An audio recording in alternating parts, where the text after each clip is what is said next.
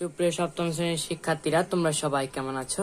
আশা করি তোমরা সবাই খুবই ভালো আছো। তো আজকে আমরা সপ্তম শ্রেণীর গণিতের প্রথম অধ্যায় অনুশীলনী 1.2 এর 8 নাম্বার এবং আমরা 9 নাম্বারটা নিয়ে আলোচনা করব। তো তোমরা শেষ পর্যন্ত ভিডিওটা অবশ্যই দেখবে।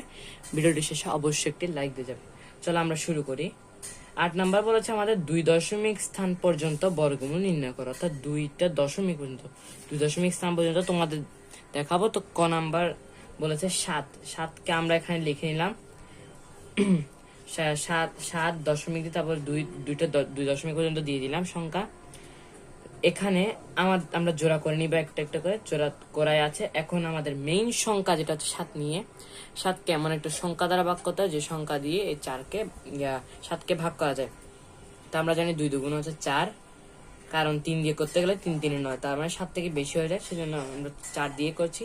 2 দুগুণ 4। এখন আমরা 300টা বসিয়ে দিলাম এখানে, আর এখানে বাকি যে শূন্যগুলো নামিয়ে 300 হলো। এখন 2 এর দ্বিগুণটা বের করতে হবে। 2 এর দ্বিগুণ হচ্ছে 4। এখন আমাকে এমন একটা সংখ্যা দ্বারা বার করতে হবে যেটার মাধ্যমে আমরা কি করতে পারবো, 300-র কাছাকাছি যেতে পারবো। তো আমরা জানি 6 × 46 = 276। তো আমরা 10 থেকে 6 গেলে তাহলে 4, আর 9 থেকে 7 গুলো 2, 2 কে 2 গেলে 0, আর বাকি যে শূন্য যে দুটো আছে এগুলো আমরা করে নেবো, এখানে নামিয়ে আনবো। নামিয়ে এনে এখানে আমাদের যে কাজটা হবে, এখানে একটা কথা আছে, এখানে যেহেতু একটা দশমিক দেওয়া আছে আমরা দশমিকটাই স্থানান্তর করে দিলাম। এখন আমাদের পুরো 26-এর ইয়াটা বের করতে, দ্বিগুণ বের করতে, আমরা 6 তো বসিয়ে দিলাম। 26-এর দ্বিগুণ দশমিক ছাড়া, দশমিক দিয়ে না, 26-এর দ্বিগুণ আমরা জানি 52। তো 52 এমন একটা সংখ্যা বের করতে যে সংখ্যার মাধ্যমে এই কি করা যায়, এই 2400-কে ভাগ করা যায়। তো আমরা জানি 524 সাথে 4 দিয়ে যদি গুণ করে তাহলে 2096। এর বেশি হলে এটা তার বেশি হয়ে যাবে। তো 10 থেকে 6 গেলে 4, আর 9 থেকে 9 গেলে 0, 3 আর এখানে 4 দুটা শূন্য, এই যে লাস্টের দুটা শূন্য নামিয়ে দিয়েছি। এখন আমাদের মেইন যে তা হচ্ছে 264তে আমরা বসিয়ে দিলাম 4, তো এখানে স্থানান্তর করে দিচ্ছি। তো 264 দ্বিগুণ বের করতে হবে। আমরা জানি 264 দ্বিগুণ 528। এখন 528-কে এমন একটা সংখ্যা দ্বারা ভাগ করতে, যেটা সংখ্যা ভাগ যেটা আমরা জানি 5 দিয়ে করলে এটা 26,425, বিয়োগ করলে পাবো 3,975। তাই 2 দশমিক স্থান পর্যন্ত বর্গমূল হচ্ছে 2.65। প্রায়, এখানে কিন্তু প্রায় বলেছি আমরা, সরাসরি না। আরেকটা কথা, এখানে 2.65টা লিখলামই বা কেন, কারণ এখানে যেহেতু 4-এর পর যেহেতু আরেকটা সংখ্যা আছে, সেজন্য আমরা এখানে আরেকটা 1 বাড়িয়ে আমরা 2.65টা লিখলাম। এটাই হচ্ছে ভগ্নাংশের, দশমিক ভগ্নাংশ নিয়ে। তো আমরা পরের অঙ্ক যেটা চলে যাব। পরের অঙ্ক খ নাম্বার বলেছে 23.24। এই অঙ্কটাও কিন্তু সেম 2 দশমিক পর্যন্ত। তো এখানে আমরা 23.24 অঙ্কটা করা আছে। এখন আমরা এখানে কি করে নিলাম, জোড়াটা করে নিলাম। এখন আমাদের যে কাজটা করতে হবে, এখানে জোড়া তো করে নিয়েছি। এখন আমাদের 23-এর কাজ হচ্ছে মূল। 23-কে এমন একটা সংখ্যা দ্বারা ভাগ করতে যেটা সরাসরি ভাগ যায়। তো আমরা জানি 4 4 16। এখন 23 থেকে 16 যদি চলে যায় তাহলে হবে এখানে 7, আর এখানে 24 আমরা পুরোটাই কিনে নামিয়ে দিলাম, 724। এখন 4-এর দ্বিগুণটা বের করতে হবে। আর আরেকটা কথা, এখানে যদি 23-এ যেহেতু দশমিক আছে, আগের বারের মতো আমরা এখানে স্থানান্তর করে দিব সেম। এখন 4-এর দ্বিগুণ আমাদের বের করতে হবে, 4-এর দ্বিগুণ হচ্ছে 8। এখন 8-কে এই এমন একটা সংখ্যা দ্বারা ভাগ করতে হয় যেটা 724-এর কাছাকাছি যায়। তো আমরা এখানে 724 যেটা আছে এটা আমরা লিখে নিয়েছি। এখন আমাদের যে কাজটা করতে হবে এটা হচ্ছে, এখানে 704টা বসিয়ে দিচ্ছি। 28 সাথে যদি আমরা 8 গুণ করি তাহলে পাবো এটা 704। এখন আমরা তো এখানে 8 এখানেই তো বসিয়ে দিলাম। এখন এটা বিয়োগ করলে পাবো এখানে 20, আর এখানে যে শূন্যগুলো আছে শূন্যগুলো আমরা সরাসরি নামিয়ে দেবে। এখন আমাদের কাছে আছে 4.8। 4.8-কে আমরা দশমিক ছাড়া কিন্তু দ্বিগুণ ধরবো। তো আমরা জানি 48 দ্বিগুণ 96।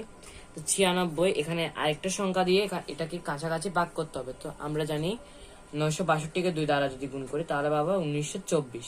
এখন 1924-কে যদি 1924 বিয়োগ করলে এখানে পাবো 76, আর এখানে বাকি যে শূন্য আছে এটা নামিয়ে দিলে 7600।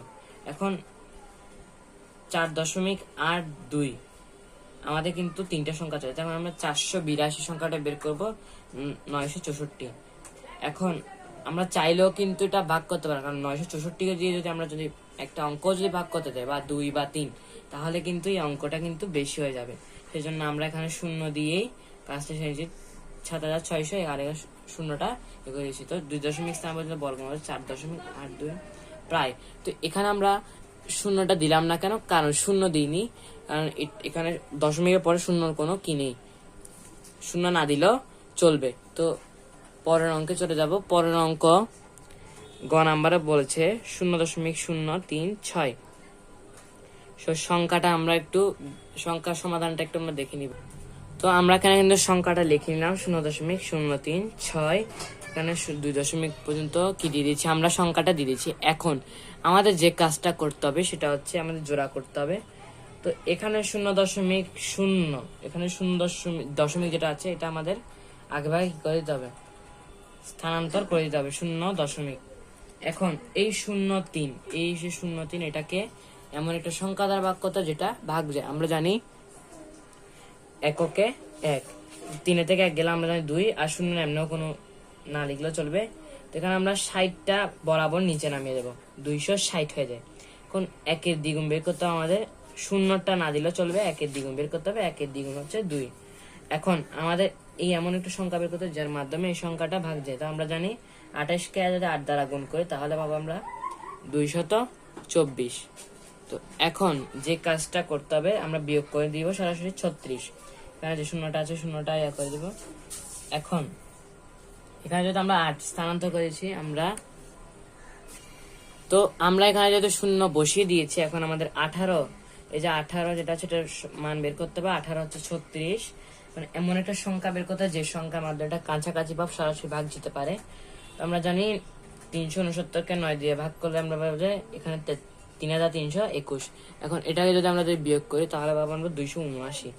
এখন যেহেতু ভাগ শেষ থেকে যাচ্ছে তাই আমরা কোনো সংখ্যা দিয়ে ভাগ করতে পারছি না, তো এখানে আমরা 9টা বসিয়ে দিলাম।